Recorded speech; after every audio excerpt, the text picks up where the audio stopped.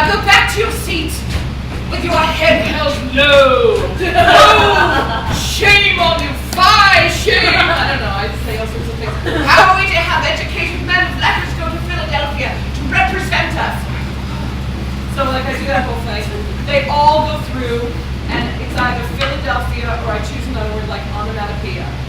So like I'll play with them and I'll get each name and I'll say like, Master, and they'll say Joe, and I'll go, Joseph. We'll be using your given name today. So I get like just as scary as possible and I stare at them and I'll say, what do you think your word is? Philadelphia, you're wrong! You would be wrong! It's onomatopoeia. Or like, are you frightened? You should be. So I do that whole thing. So then they all do this thing. You can do a dunce cap, but they always get crushed and they never last. And you have to find an art room in my paper, and so I don't do that. It's a pain. So I do Idle Boy. We have a ton of signs. Go back to their seats, go through the whole thing, and then they sit down after that. And this is the time when we pass out slates, and there'll be like a little wooden container with all these stacked. And then I'll say, you, pass out these slates.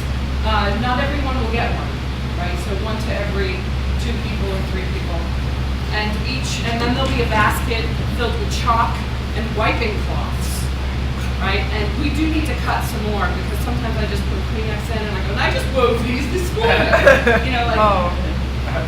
So we do that whole thing. So I get one kid to pass out chalk and a wiping cloth for each board. And so basically, these are out in the classroom. And so we want to have kids, there's a table set up in the back. There's always a round table. There's always a separate table in every classroom, which we put a black cloth on. And we have these quills and ink. And there's like a little, it's just black tempera paint. You mix with a little bit of water. And there's enough for 7. So there'll be these little inkwell things in like a little plastic container. And so your responsibility for setting up Dane School is to check the box, because each awesome workshop has its own like box.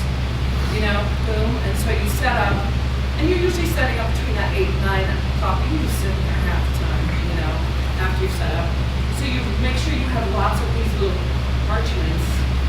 And so what they do is they write their name in quill and ink, and then the bottom right-hand corner they'll put either their like 4C or Smith. That's their homeroom that identifies them.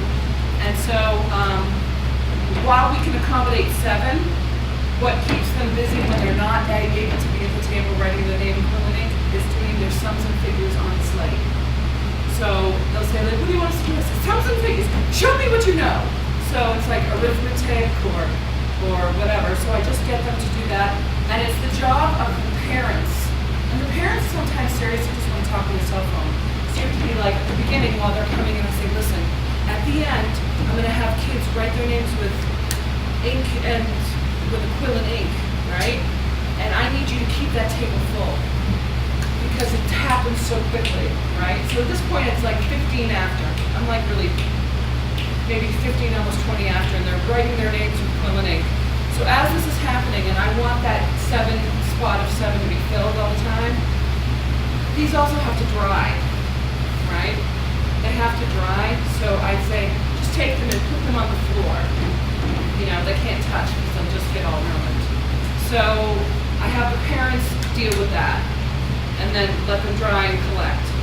And then at this point, I usually, while this is happening, I say, all right, I'm going to bring my character and let's just chat about it. So I say, all right, you have any questions about your experience with Dane School? What did you think? Raise your hand and I'll call on you. What do you think the kids would ask?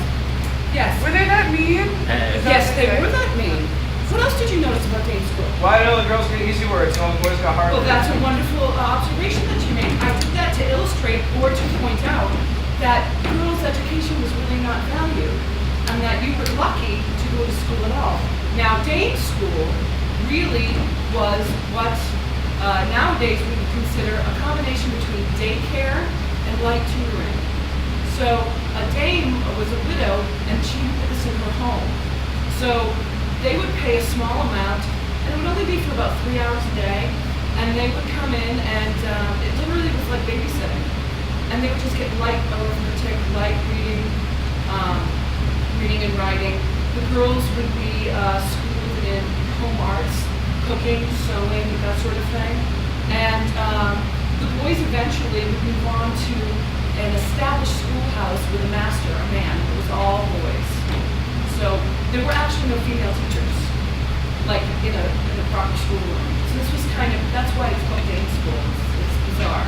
Yeah. So I talk about that, and then I say, and then I talk about all the things we did, and I say, so what did you think of the Hornbook? Have you seen Hornbook? And of course they've all studied colonial America, so they know what it is. And I say, Hornbook was much larger than this. Hornbook actually was about this big, and they actually used it as a desk. It was their writing. It was actually what they ate lunch on, and it always had the important things like the alphabet, your numbers usually, and the Lord's Prayer, because religion played a huge part in education back then. And these kinds of women, like you said, were very neat, and they were often Puritans, were very, very strict and devout and religious, and they actually, truly, believe it or not, thought that children were born evil, and it was up to them, with a firm hand and guidance, to turn them into God-fearing people. So, and they all go, and they all think that's really like crazy. And then I say, and what did you think about writing with a quill? It's really hard, isn't it? Because it is really hard. And then, like the last class I had, they had a copy of the Declaration of Independence. I said, and look, that was done with a quill. And they go, oh, they can't even believe it. I go, isn't that so hard? And imagine you have a pen nowadays, you know? So just myself, so I talk about, why do you think that they use slate? Because So they can erase it. they can erase it, and why else? Because they didn't have paper. Paper making was very young at that point, and the only paper they had was made out of vellum, which is animal hide or animal skin. And usually families only had one book in their house. It's the Bible. You were very, very lucky if you had more than one book in your house. And so we talk about why they used this was so that they could do their work and erase because they didn't have paper. It was too much of a luxury. So we talk about this, we talk about that, we talk about also while they're doing the rotating, writing their names, doing arithmetic, I'll pick up people randomly because there are other signs. One says bite finger baby, one says Gratipace, someone who tells tales. There's another one. So I'll just pick up people and go, oh, you did not put your muffin. Approach! And I'll make them stand here. And I'll make people stand and hold these signs while we're doing this thing. And I'll say like crazy things to the parents like, you know, years from now, witches could perhaps create a small magic box that would save your image forever. This perhaps would be one of those opportunities. And so I'll say, look really scared, and I'll go like, you know, they'll take pictures and whatever. So that's kind of the way I do it, because we talk about how, you know, children were really given less respect than a farm animal. And how these kids would wake up in the morning and truly have to work land. They did hard physical labor. These kids worked for land. They were, you know, I mean, small children doing hardcore stuff. And so we talk about all those things, and, you know, it's up to you. I did a little research, a woman gave me a book, and that's how I found out what day school was more like. You know, so that's what I do. They really love this workshop. They laugh a lot. And I'm just the only way to show them how, and we do talk about, you know, how they did use physical punishment and how terrible that is. And aren't we lucky that nowadays that girls and boys' educations are valued equally, and how lucky we are, and don't you feel great? And at the very end, I say you guys were great sports, and make me a promise that you don't tell anybody else about game school. They go, oh, wait, to go in there surprised. They give them a thumbs up, and then I say, welcome with your bad colonial bad selves. They all laugh and they leave. But it's so quick that it's such a quick class. Like, that's the thing about these. You have to keep your eye on the clock. Cause I'm like, if I don't start my debrief at 20 after, there's just not enough time. You know?